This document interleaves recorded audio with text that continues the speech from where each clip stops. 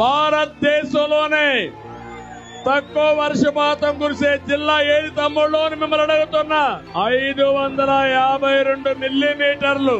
అంతేకాదు జిల్లాలో 47 లక్షల ఎకరాలు భూమి ఉంది. మెట్టగాని సాగుగాని చేసేది 11 లక్షల మాత్రం. అందులో 2 లక్షలు మాత్రం ఏదైతే నీటి సదుపాయం ఉన్న భూమి ఉంది. ఈ జిల్లా ఒక ఎడారిగా మారిపోయే సమయంలో నేను కంకణం కట్టుకున్నా.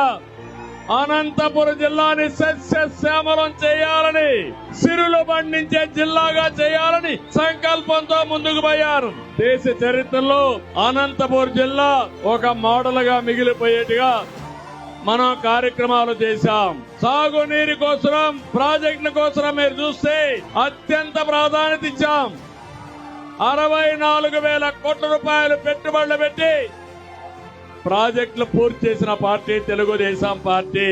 రాయలసీమ నీరిస్తే రతనాల సీమ అవుతుంది.